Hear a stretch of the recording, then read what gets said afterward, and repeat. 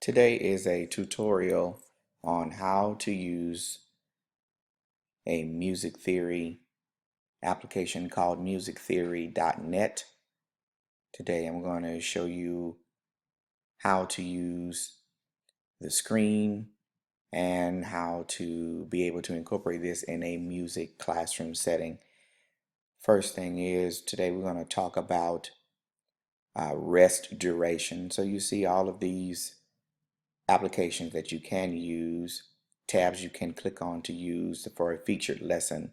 Today we're going to choose rest duration. Just slightly click on it and it should bring it up. There we go. And down here at the bottom, one important thing is that they give you steps to conduct that particular lesson which you want to teach. It gives you definitions, it gives you examples. It also plays back audio so you can be able to play so students can hear exactly what a rest actually does in a piece of music. Down here at the bottom it says that rests represent periods of silence in a measure. And it gives you at the top different types of rest that we use in music. Click on the next one. And here it brings you, it says that each type of rest shares a duration with a certain type of note. And here it gives you an illustration of which note actually pairs up with its particular corresponding rest that you see at the top. And then at the bottom, click on it again. It gives you, it says, for example, both a quarter rest and a quarter note occupy the same amount of time.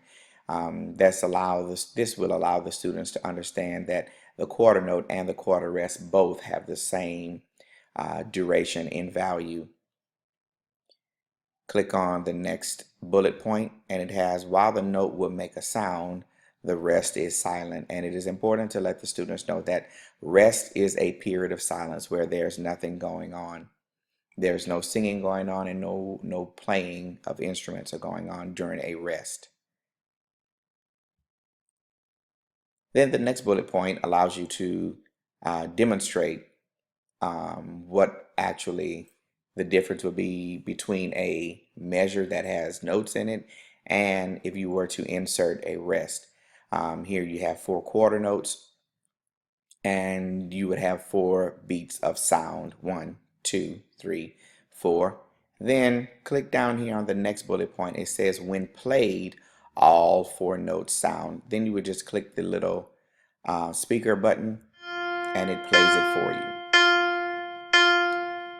It allows the students to be able to see and hear exactly what a quarter note actually will sound like.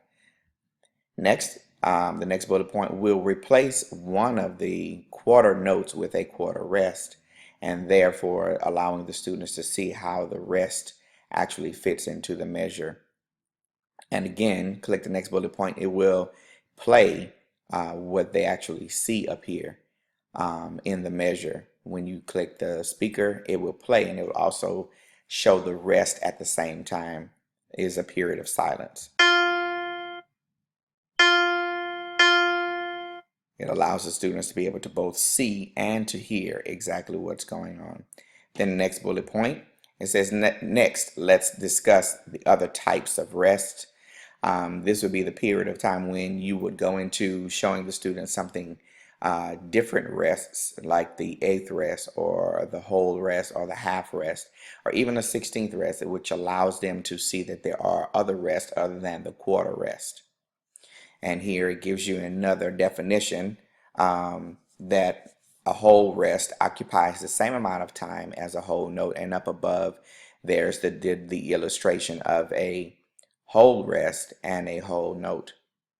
Then it gives you a definition of what a whole rest looks like. It is drawn as a descending box from the 4th staff line. Basically, I tell my students that it is an upside down hat. It's the hat that is flipped upside down. You wouldn't be able to wear it this way. So they would actually have something a little more common that they could associate with. Next, it also gives you the definition of a half rest. Here's the half note, followed in coordinating with the half rest. Click on the next bullet point and it gives you the definition how it is a box ascending from the middle staff of the line, or basically I tell my students it's the right side up hat, the hat you can actually wear. And here you have an opportunity to explain the similarities between notes that have flags on them in comparison to rests that have the same. And here it gives a little definition. And it says with one flag, an eighth rest has the same duration as the eighth note. There's your flag and there's the flag on the note. Both have the same value. Click on the next bullet point.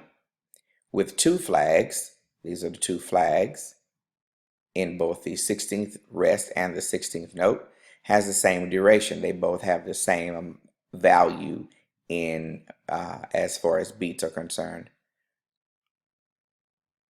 Here it says that although rarer, rests can have 3 or more flags. This is giving them other options to let them know that it doesn't just have to have 2 flags. It also can go much higher and a 32nd note, and here with a 64th note as well. And then finally it gives you a chart breaking down the whole rest, which is the largest, and it breaks it down into 2 halves, both getting 2 beats each. And it breaks those half rests down into quarter rests, and those quarter rests break down into eighth rests, I'm sorry, and those eighth rests break down into 16th rests. Also here on this side, you see this little piano key. You click on it and you are able to actually play different sounds that just a little tool that they will be able to play if they were also learning to read ledger lines and learning to read and know the names of lines and spaces. You can also associate it there with the keyboard. And here the information, it just gives us, you can change the piano sound, the display, or the terminology. You can change it from American to British. So that's what this tutorial was about in learning about the rest in musictheory.net.